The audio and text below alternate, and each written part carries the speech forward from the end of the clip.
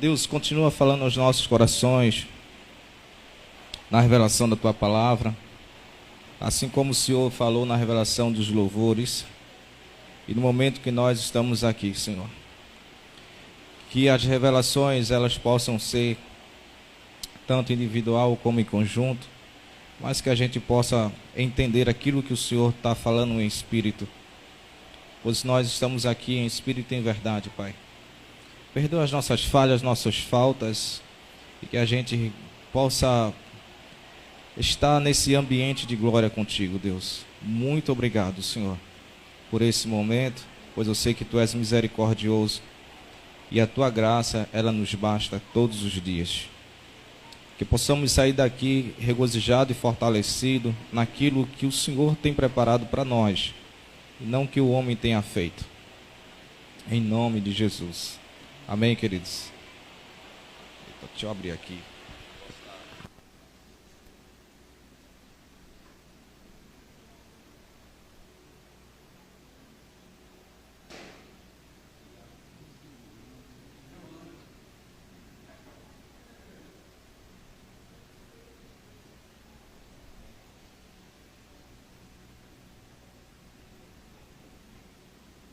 Amém, queridos. Deus abençoe. Quero compartilhar com vocês ainda nesse mesmo pensamento e raciocínio do nosso pastor. Ele tem falado já 2 ministrações sobre Paulo, e a gente tem muitas coisas para aprender sobre ele, né? Até porque o start da expansão do evangelho veio através de Paulo, que em hebraico é Shaul. E quando a gente não entende todo o contexto, né, dessa expansão, todo o contexto dessa situação, a gente acaba até mistificando muitas coisas de Paulo, que na verdade não aconteceu. Uma das mistificações que eu aprendi desde a minha infância era que essa visão dele, que ele começa a falar lá na frente, que é em 2 Coríntios, na verdade a gente fala 2 Coríntios, mas foi a segunda carta aos Coríntios, necessariamente, não a segunda carta, já foi a terceira carta, porque em 1 Coríntios Paulo já informa que já tinha mandado uma escrita para Coríntios, e essa escrita ela possivelmente tenha sido perdida e sido rasurada. Então, tempos depois, Paulo começa a falar de uma visão que na verdade foi há 14 anos atrás, e eu lia essa passagem como se ele tivesse passado alguns meses atrás, né? Por mais que lesse há 14 anos atrás, e não associava, e as pessoas às vezes não associam ao encontro lá em Atos capítulo 9, né? Porém, por que não associa? Porque o fato de Lucas ter relatado Atos capítulo 9 é um espaço de tempo muito curto, até porque ele só fala que Saulo ele encontra Cristo, ou Cristo encontra Saulo, ele cai, fica cego e vai para Damasco, né? E ali um homem chamado Ananias faz aquela oração e ele volta a ter a visão. Então essa descrição é muito curto para quando a gente vai pensar no capítulo 12 de 2 Coríntios, sobre tudo o que ele fala, que ele foi ao terceiro céu, até mesmo ele titulariza esse terceiro céu como o paraíso, né? Não entrando nessa questão de mais aprofundada em relação ao primeiro, segundo, terceiro céu, ao seio de Abraão, ao paraíso, mas o que eu entendo é que essa experiência de Saulo foi tão intensa que eu queria entender o porquê que ele não falou antes, no início, e só esperou há 14 anos a começar a falar.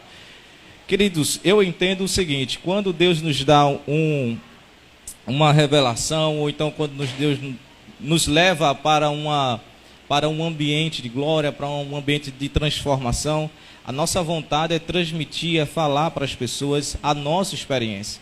Isso eu pude viver, né? Muitos de nós podemos viver na questão do encontro, né? Às vezes até da euforia, quando a gente volta com aquele espírito muito curado, muito abalado por Deus, e a gente quer agora passar isso para as pessoas. A gente quer transmitir principalmente às nossas famílias. Não importa se a pessoa é crente ou deixa de ser crente, a gente quer transmitir, olha, eu vi Deus, né, de uma forma diferente que você não tem visto. Ou seja, a emoção, ela toma conta. E eu fico comparando uma coisa que nós acabamos de vivenciar, que é algo que muitas vezes não é palpável, né? Deus muitas vezes nos fala, nos tem um encontro, quer seja nesses fatos que a gente vai para o encontro com Deus, ou então até mesmo em outros lugares a gente tem uma experiência com Deus e a gente tem um nível não tão profundo como Saulo, mas mesmo assim nós temos essa vontade de transmitir para as pessoas, nós temos vontade de passar para as pessoas, porque a gente não aguenta, mesmo que a gente não queira, mas quando a gente senta com alguém, nós começamos a comentar aquela experiência, aquela coisa boa que nós tivemos, até porque se foi bom para nós, nós queremos também transmitir para as pessoas aquilo que é bom. Mas o que leva Saulo não fazer isso? É o que justamente às vezes a gente, quando não consegue andar em espírito, a gente acaba perdendo essa essência e começa a mistificar as coisas. E eu fiquei perguntando a Deus, até entre outras situações também, que eu ainda estou indagando a Deus e estou conversando com Ele. Mas qual o motivo de Saulo não querer fazer isso? E aí eu quero caminhar com vocês um pouco, deixa Saulo um pouco de lado. Eu queria que vocês caminhassem comigo em relação a todo o contexto da época de Roma. Tá? E nas pesquisas que a gente vai vendo, na era de Cristo ainda aqui na Terra, quem estava como imperador era Tibérios.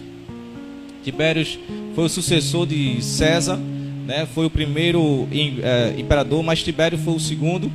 E não quero entrar muito nessa questão de cultura, mas todos os imperadores que sucediam a César tinham o nome de César. Mas o nome específico realmente do cara era Tibérios. Esse cara não queria assumir, né, todo aquele trono, todo aquele reino, porque era um cara muito indeciso, é um cara muito complicado, né? Um cara de duas caras, duas faces. Ele queria algo, depois não queria. Mas a gente começa a entender que a morte de Cristo, ela veio justamente na época desse camarada. E foi realmente ele quem assinou o decreto para que pudessem ter a pena de morte de uma figura religiosa de grande potencial, que a gente sabe que é Cristo. E nesses fatos, quando Tibérios ele começa a permear e começa a caminhar em todo a vida de Jesus, porque Jesus morre ali pelo ano de 33, para alguns estudiosos, para outros foi mais à frente, né? Até porque teve essa questão de falha da contagem dos anos, que Jesus não morreu no ano 0, nem no ano 1, quer dizer, Jesus não nasceu, né? Mas foi no ano 4, porque Dionísio ele erra as contagens. Mas mesmo esse delay dessa falha, Tibérios estava tanto no nascimento de Jesus, quanto também na sua morte. E aí, quando Jesus morre, que ele ressuscita e sobe ao céu, e o evangelho começa a ser propagado somente ali em Jerusalém, muito pouco ali na Judéia, né?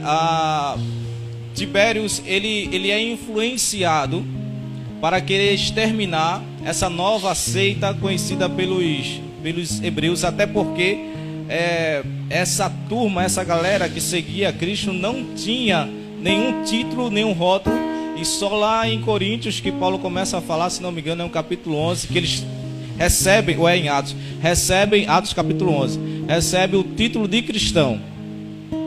Mas até então eles não tinham, eles eram conhecidos como pessoas de uma nova seita. E aí Tibérios ele começa a determinar alguns critérios de perseguição para que essas seitas possam ser, essas supostas seitas, né, possa ser desfeita. Quando a gente começa a estudar a era cristã, o primeiro século, o segundo século, a gente vê a influência do imperador sobre a questão religiosa. E uma das primeiras foi justamente querer a exterminação dessa nova religião. Ou seja, o que eu estou querendo passar para vocês? Que existia sim, de uma forma legal, para que as pessoas pudessem fechar os seus templos, que na verdade antigamente não era templo, eram as sinagogas. E que mais aprofundado não era apenas as sinagogas, eram realmente as casas, porque as sinagogas e era decretado de forma legal para fechar esses lugares, para tentar aniquilar essa nova crença. Por mais que a gente possa pensar que isso é imoral, mas para os hebreus era de forma moralmente certa.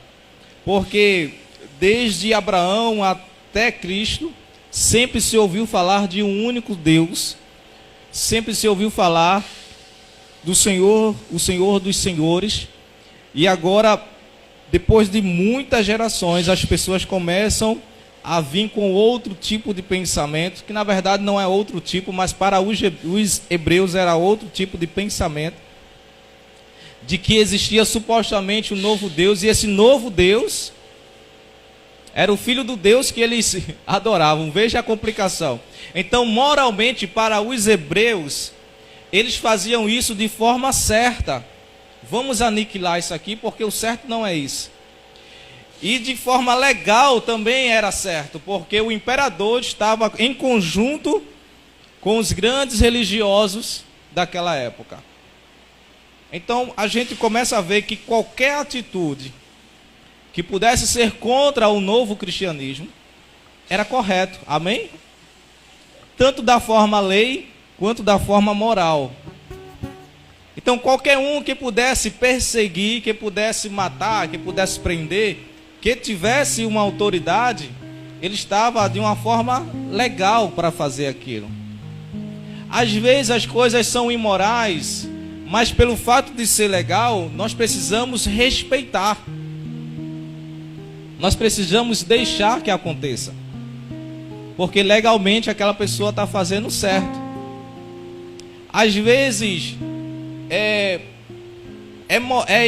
imoral para a nossa educação, mas se torna moral para a sociedade, e a gente precisa respeitar isso. Vocês estão entendendo o que eu estou dizendo?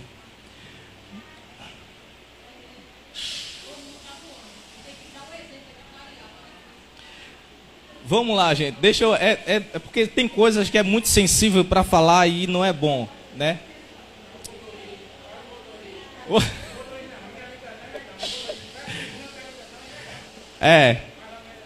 Vamos trazer mais para a família.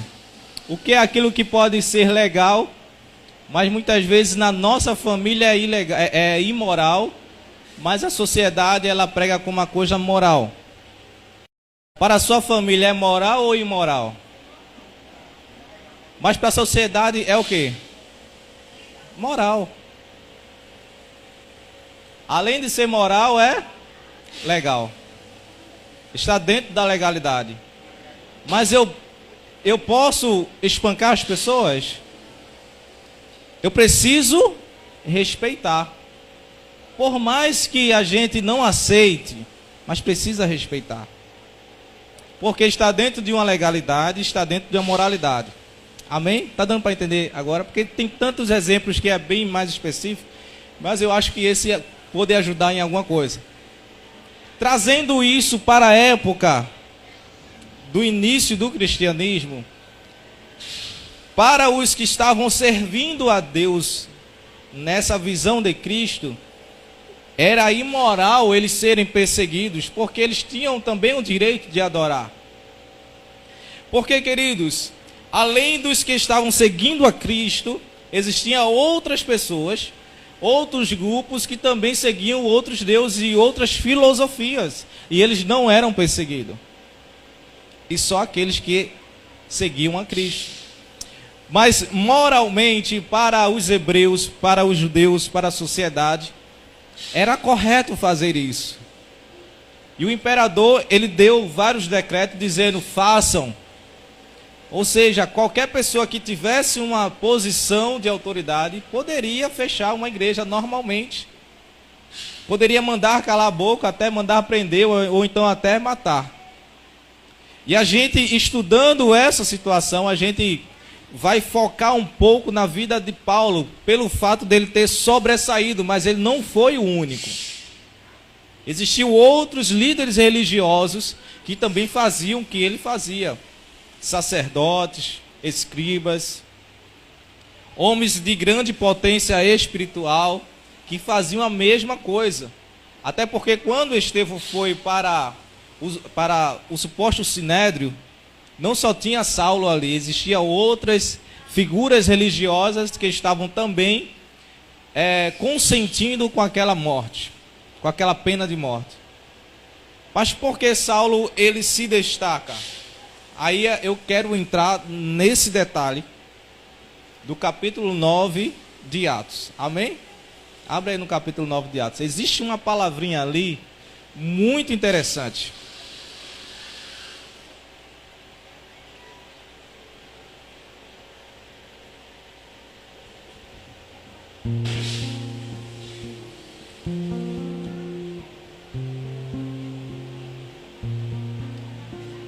Não sei se também vai estar igual na sua, mas eu li em outras Bíblias estava praticamente igual. Na minha fala assim: enquanto isso, Saulo ainda respirava ameaças de morte contra os discípulos do Senhor. Essa primeira parte está igual com a de vocês?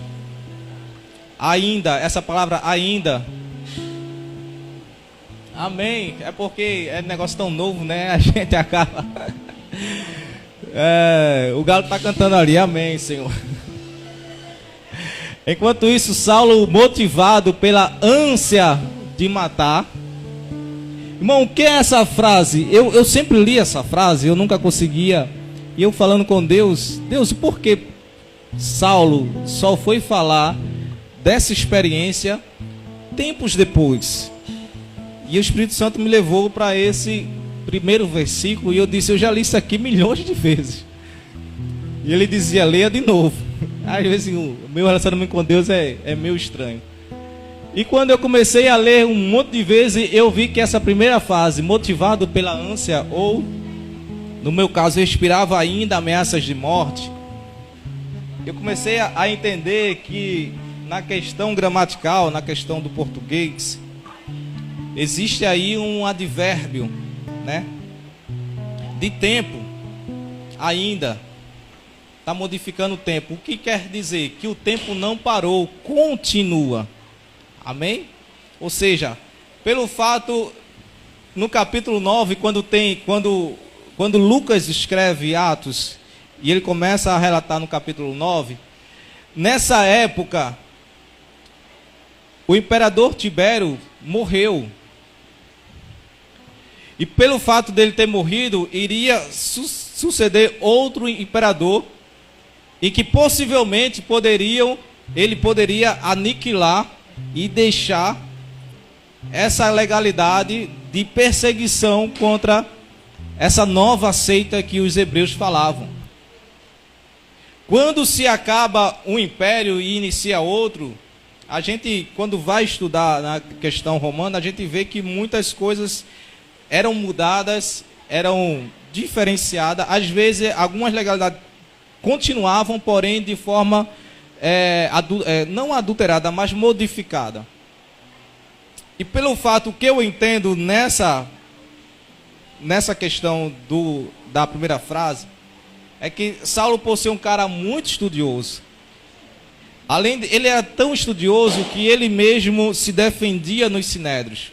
A gente vai ver lá na frente muitas defesas do próprio Paulo tentando falar, e ele, dentro da lei, conseguia persuadir as pessoas. Ele tinha um poder tanto de persuasão que ele quase convenceu o rei Agripas, a também seguir a Cristo, a ponto de o rei mandar o cara se calar para que ele não pudesse ser convencido na palavra que Paulo estava falando. O que eu quero dizer, queridos, que a gente daqui percebe que Paulo ele, além de ser realmente bem chamado por Deus, mas ele tinha um conhecimento muito amplo e muito alto, até porque ele era um fariseu, ele era um doutor da lei tanto mosaica quanto da lei social.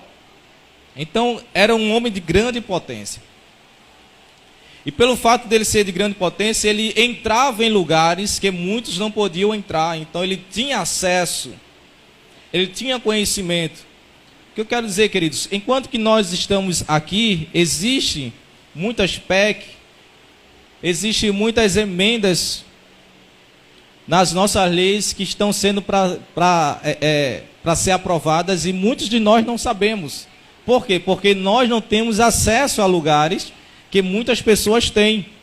E essas pessoas que têm esses acessos, essa facilidade, eles sabem, eles conhecem quais são as leis que vão ser exterminadas, quais são as leis que vão ser revigoradas, quais são as que vão permanecer. E Saulo tinha acesso a tudo isso. Então, quando o imperador morre, ele, por certo, entendeu que essa questão de perseguição, de exterminação, pode encerrar.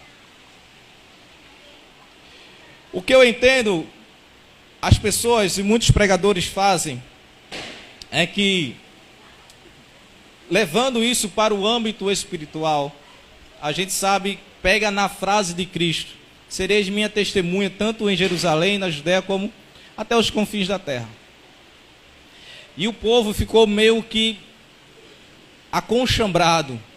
E aí, realmente, a partir de Saulo, na perseguição, não somente de Saulo, mas a era de Paulo, as pessoas começaram a se expandir, o evangelho começou a crescer.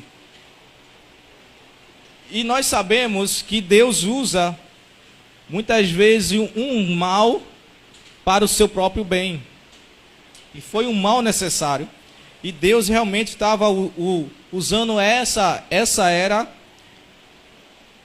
emoção dessa época de expansão. Queridos, o que eu entendo, a Bíblia fala assim, que existe o modo e o tempo de Deus. Eu sempre gosto de conversar e dizer, as revelações da palavra naquela época, em épocas passadas, teve o seu tempo determinado. Não necessariamente a gente precisa viver a mesma revelação. Não necessariamente, apesar de que muitas vezes Deus ele honra-nos quando a gente vive uma revelação da palavra, mas não podemos trazer isso como uma regra de fé, né? Porque na verdade é para um tempo específico, para um momento específico, para uma pessoa específica. Então, eu entendo aqui no capítulo 9 que já estava acabando. Era como se Deus dissesse para Saulo: ora, é até aqui, eu não quero mais que você vá, porque já expandiu. Porque quando a gente vai estudar o desenvolvimento do cristianismo, a gente vê que os melhores evangelistas, os melhores pregadores, os melhores ganhadores de almas, eram as pessoas comuns. Eram aquelas que se refugiavam em outras cidades que não tinham o seu nome reconhecido, mas pelo fato de elas refugiaram, elas começavam a pregar o evangelho. Não era necessariamente as pessoas de grandes patentes, mas eram as pessoas comuns, os artesãos, né? Os artistas. Então eles eram perseguidos, então eles tinham acesso a lugares mais remotos, e ali eles conseguiam pregar o evangelho, e assim crescia a expansão. O que eu entendo no capítulo 19 é como se Deus estivesse dizendo: até aqui não mais, porque a questão legal também já vai acabar. A questão moral não mais necessariamente precisa acontecer. É aqui, pronto. Mas quando a gente lê essa primeira frase, é como se Paulo ele tivesse se acostumado com aquilo, e isso é um grande perigo. Eu não sei se vocês já ouviram falar, né, as pessoas quando têm uma mensagem de Deus, e muita gente diz assim: cuidado para que você não fale algo a mais do que aquilo que Deus está te mandando. Não é assim? Às vezes Deus está usando uma pessoa para apenas dar uma cesta básica, o cara vai e faz uma feira. Está entendendo, irmão? Ou seja, existe uma limitação. Deus é um pai de limite. É como se ele estivesse dando um limite a Paulo. É até aqui, não mais adiante, não precisa mais. Mas pelo fato dele ter vivenciado alguns anos naquela situação, naquele conforto, naquela autoridade, então ele se acostumou. Porque além dele ter se acostumado, queridos, ele fazia isso em nome de quem? De Deus. Deus, é como se Saulo dissesse: Deus me usa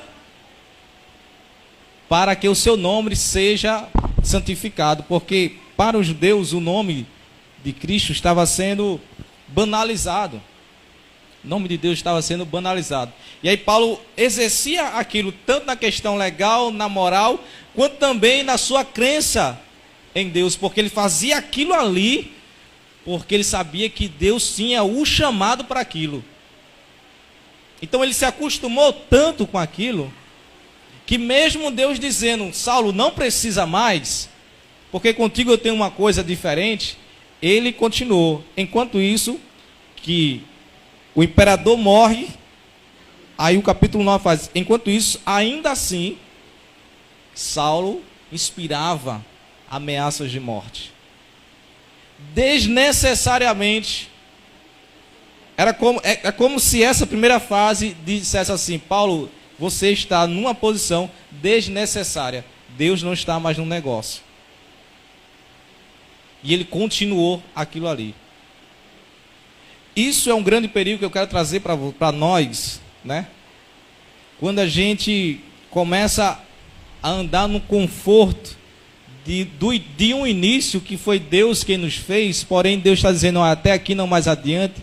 Pelo fato de nós termos uma posição, uma regalia, um conforto, a gente não quer ouvir mais a Deus. Ele diz: não, vou permanecer porque eu quero fazer isso, eu gosto de fazer isso.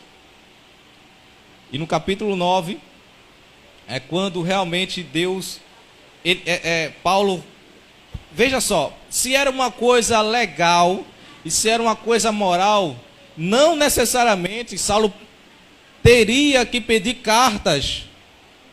Por que ele pede cartas? Porque a partir daquela época agora, existia uma restrição. E mesmo assim ele vai e pede autorização, não mais para o império, mas para a figura religiosa, que é o sacerdote. Ele pede cartas de autorização. Ou seja, é como se ele estivesse forçando a barra. E agora, ele não estava apenas perseguindo os cristãos, ele estava contra Deus. Não tem aquela... Eu nem sei se foi ele mesmo que escreveu. Deus, ele resiste aos soberbos. E essa resistência ao soberbo é colocar a mão na pessoa e dizer: eu não quero você. É como se Paulo estivesse nessa posição de contra agora ao próprio Jesus.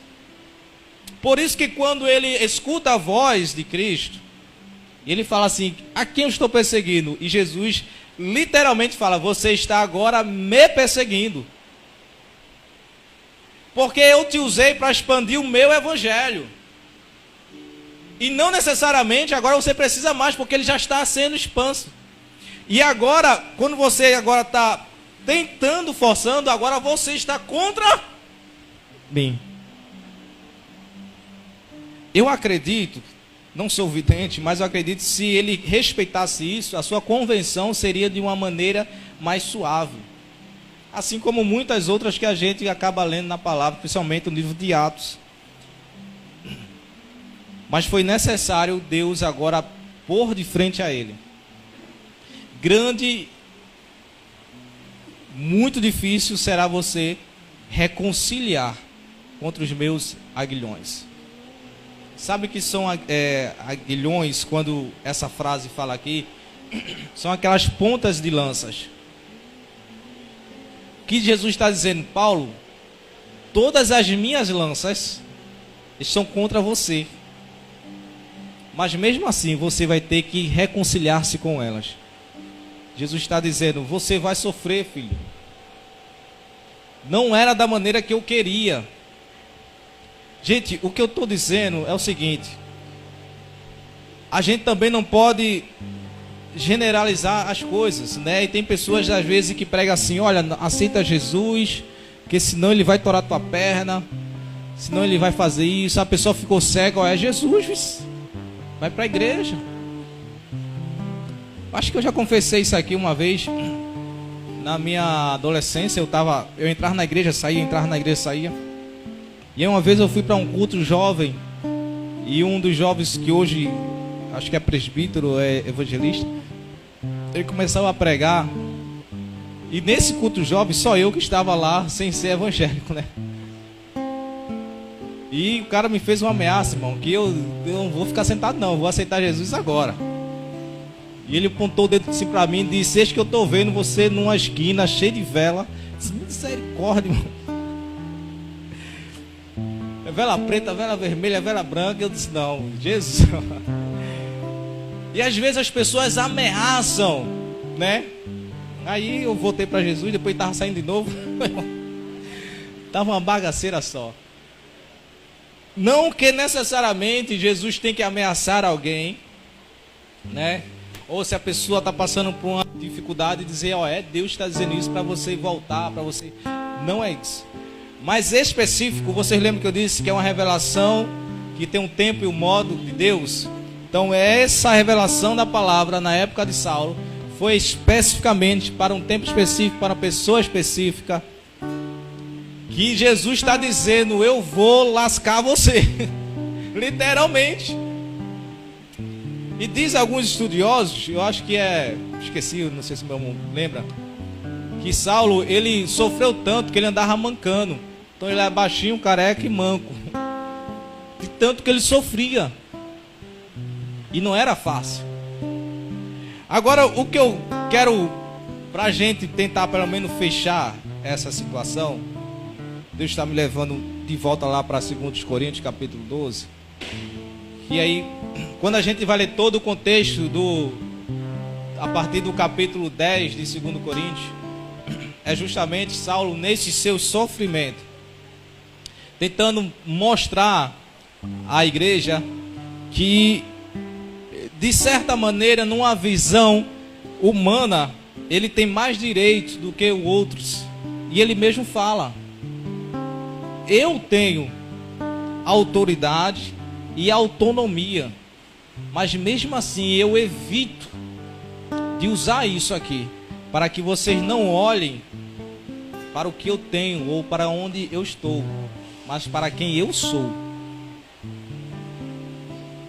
E mesmo nessa revelação do capítulo 9 do livro de Atos, que Saulo passou ali, se a gente pegar toda essa junção do capítulo 9 com o capítulo 12 de 2 Coríntios, a gente vai ver como foi essa revelação de Deus para ele. E aí ele agora ele não está mais na legalidade e não está mais na moralidade, ele está agora por conta própria. E Jesus vai até ele e diz assim, não, Saulo, eu estou dizendo que só até aqui, não mais adiante. Nesse intervalo de tempo, querido, de que Jesus encontra ele e ele vai até Damasco, cego por 3 dias, Deus o levou ao terceiro céu. Eu não sei se vocês já assistiram aquele filme Constantino, não aconselho, é bem pesado, não aconselho aqueles a assistirem que não têm um conhecimento bíblico, mas tá aí, né? Se quiser assistir, eu fazer o quê? Eu vou proibir? Vai até lançar o 2, né? E tem uma frasezinha que ele fala, deixa eu só explicar para que vocês possam entender. É um suposto padre, né? Que ele é escolhido pelo anjo Gabriel para lutar contra as hostes malignas na terra. E esse cara, ele já tinha tentado suicídio, é um rolo da poxa. E ele conseguia ir até o Hades, até o inferno.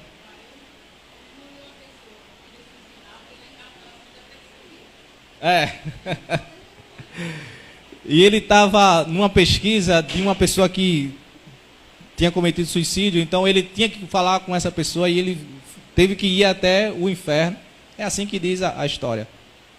Só que esse fato dele ir ao inferno, ele senta na sala, bota os pés ele faz um ritual, e a menina que é a dona da casa, ele pede para se retirar. A cena do filme faz com que ela tá fechando a porta. No momento que ela fecha e abre, ele já foi, já falou, já teve tudo, já está com tudo, todas as informações. Mas o filme em si, ele paralisa aquela cena, que a dona está fechando a porta, está quase fechando, paralisa e vai para a cena dele, chegando no inferno. E ele passa toda aquela situação, consegue pegar uma fitinha, tá, da menina e volta. E depois ela, antes disso, ela pergunta a ele, mas vai demorar? Ele diz assim, 1 segundo aqui é uma eternidade lá. Não sei se você, quem assistiu, não sei se pegou essa informação. 1 segundo aqui que nós estamos vivendo é uma eternidade lá. Veja em um filme como isso também é muito sério. É por isso que o pastor até falou aqui, semana passada, do tempo de Deus, o Kairos, né? Que realmente é diferente. E eu acredito, biblicamente, não no filme de Constantino, tá, gente? Mas aqui para a Bíblia, que em relação a esses 3 dias, foi uma eternidade para Saulo caminhar lá no paraíso, amém?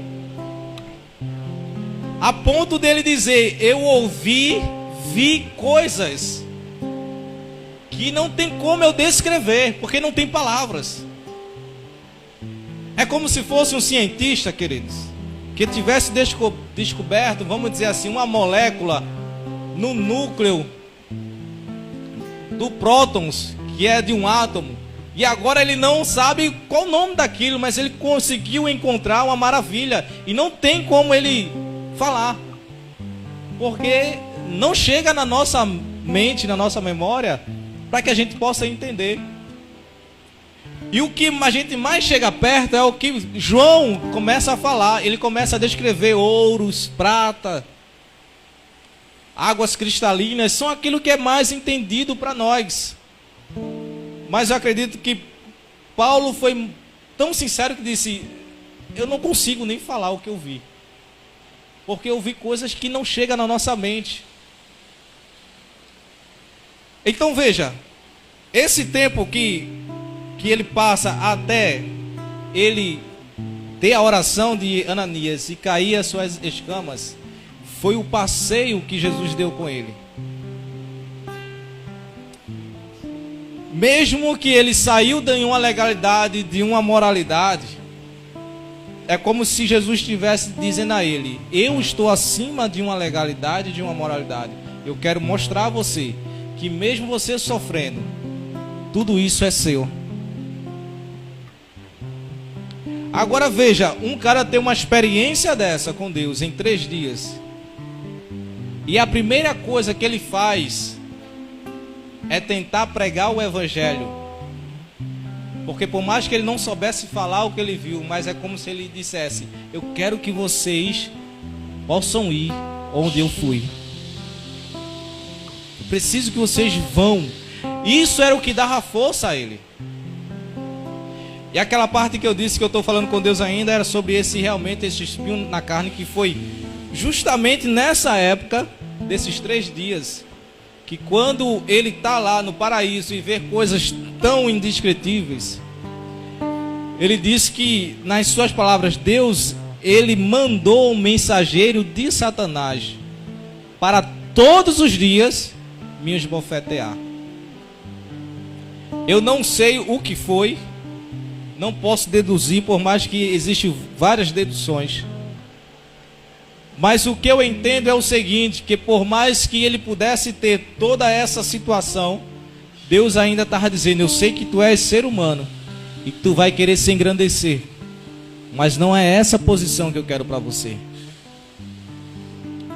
Então, Se Deus colocou algo espinho na vivência de Saulo, é porque Deus sabe quem estava chamando. Que Deus sabe que ele iria se engrandecer. Deus sabia quem era o cara. Que por todas as autoridades que ele tinha, Deus o levou acima disso.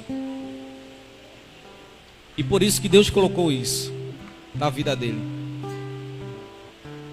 Irmãos, tem aquela frase: Deus não dá um ponto sem nó. Se tem alguma coisa na tua vida que ainda não saiu, para um pouco e reflita. E se saísse, o que aconteceria?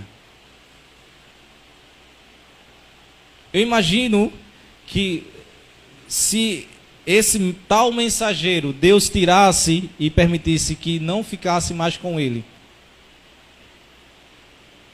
eu fico imaginando que hoje nós teríamos um grande problema na questão evangélica. Porque mesmo assim, mesmo com aqueles espinhos, ele ainda tentou relutar contra Deus. Tira isso de mim. E por 3 vezes eu orei. E na terceira Deus disse que a minha graça te basta. Queridos, eu quero fechar essa ministração com vocês. Dizer uma coisa. Você está disposto a chegar onde Deus quer que você chegue?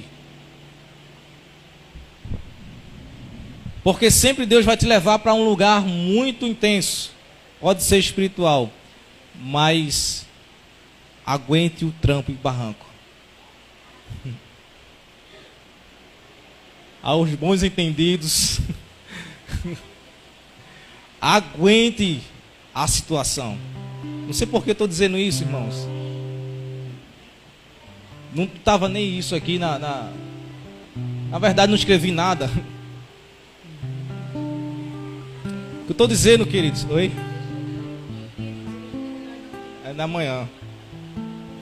O que eu estou dizendo, irmãos, é que às vezes a gente só lembra de realmente alcançar as coisas inefáveis de Deus e a gente esquece os espinhos que vão ficar na carne. E o mesmo Deus que nos leva a coisas inefáveis é o mesmo Deus que coloca espinho. Então essa é a pergunta: você quer realmente alcançar aquilo que Deus tem preparado? Porque eu sempre gosto de falar, eu até ontem estava falando com um dos homens, e disse que para toda ação e atitude existe uma reação. E uma delas que eu vivencio constantemente é a questão da transparência. Vai te trazer cura, mas vai te trazer julgamento.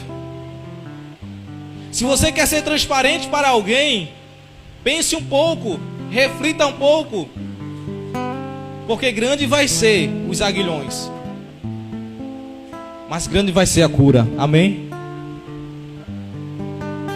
E eu estava pensando, Deus, o nível que Deus leva esse cara a uma revelação em apenas 3 dias, de ver, é o mesmo Deus que todos os dias dizia: Satanás, vai lá e dá uma bufetada na cara dele. Mas nem só por isso ele deixou de falar: trago em mim as marcas de Cristo. Timóteo, meu filho, o cara estava em Roma preso, já estava sentindo que ia morrer. E pelo que eu entendo, nunca cheguei nesse ponto, nem quero chegar, numa situação de última respiração de vida. Mas muitos estudiosos dizem que quando a pessoa chega nesse estágio, ele só pensa nas pessoas mais próximas, que é as suas famílias, seus parentes. Então ele procura ter essas pessoas próximas de si. E quando Paulo sente essa sensação, ele diz assim: traga a minha Bíblia, traga-me os livros, traga a minha capa, porque eu combati o bom combate, acabei a carreira, mas eu guardei a fé. Irmãos, a gente nem chegou a um nível de revelação tão alto em Deus, e a gente já vive reclamando. A gente não chegou nem a ter um espinho, só sentiu as furadinhas. E a gente já vive reclamando. Como você quer que Deus se leve a um nível espiritual mais intenso? Eu fico pensando, irmão, é porque às vezes eu penso demais. Às vezes Deus ele faz um teste em nós. Ele pega um espinho e vai lá e nos fura. Porque se a gente suportar, ele vai e fura de novo. Se suportar, ele vai e fura de novo. E quando esse teste começar a intensificar, quando menos espera, ele disse: não vou mais furar, meu filho, vou deixar. Eita, essa foi foto, não? Amém, irmão? Então, se Deus está te furando, queridos, agradece. E se possível, diz logo a Ele: Senhor, não fura mais não, deixa aqui, porque eu quero alcançar esse nível de revelação que você tem. Vamos ficar de pé, irmão. Glória a Deus. Obrigado, Deus, por essa ministração. Só o Senhor tem a misericórdia em nossas vidas. Só o Senhor tem a graça que nós não alcançamos, mas o Senhor nos trouxe. Senhor, em nossas vidas nós queremos alcançar esse nível. Queremos estar dispostos a sofrer, Deus, a ter esses espinhos em nossas carnes, porque isso não se compara àquilo que o Senhor tem revelado a nós. E nós queremos passar por isso, Deus. Vem e renova o nosso espírito. A único que